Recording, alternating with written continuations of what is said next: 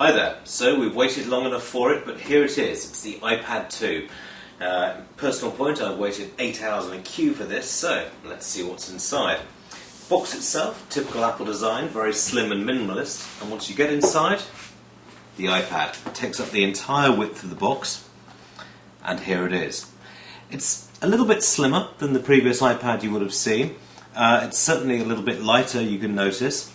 If you look on the back, you have a single speaker down here, volume control up and down, and a very handy little mute button. Then at the top, simple on and off control, an audio jack, a camera on the back for taking photos, and of course the camera on the front for video conferencing. Now of course the iPad comes with FaceTime, which Apple is touting as its new video conferencing solution. So anyway, let's have a look at the interface. We have the raindrops, as you'd expect to see with this new version. In terms of the actual functionality itself, typical iPad, there's no real increase in smoothness or anything else that we've seen on this. Although I have to say, within the packaging, and I've shown this to somebody who was who isn't a big iPad user, and they're cock a hoop over the new form factor. It is smaller, it is lighter, and you do feel the difference. So let's look at the apps. Here's a picture I took earlier. This is a small black cat, rather cruelly named Boo, who lives in our house.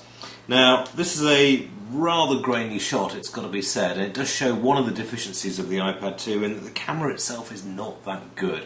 And there's no real flash involved, so you've really got to rely on the basic software. In terms of video conferencing, you can get a fairly good look at what's going on, but again, the camera quality is poor. In terms of the rest of the device, though, really no complaints whatsoever. You get the standard bundle of games apps, various little things. You can download Angry Birds for free if that's your particular thing, and of course access to the App Store.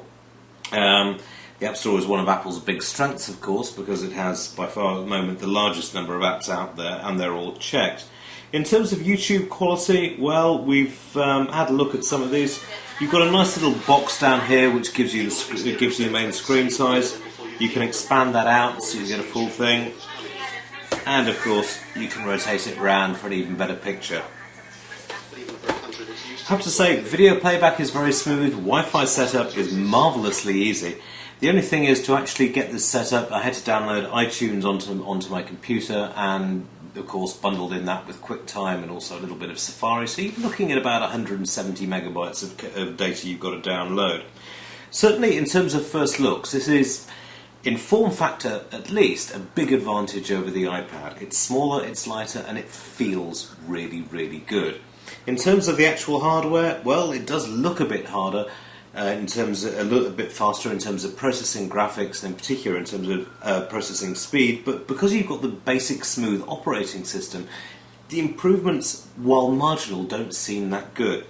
So, at the end of the day, we're going to do a full review on this over the next couple of days. But first looks, very good, bit minimalist, but if you've got an iPad, can't really at this moment see a massive reason to upgrade, apart from the lovely new colour scheme.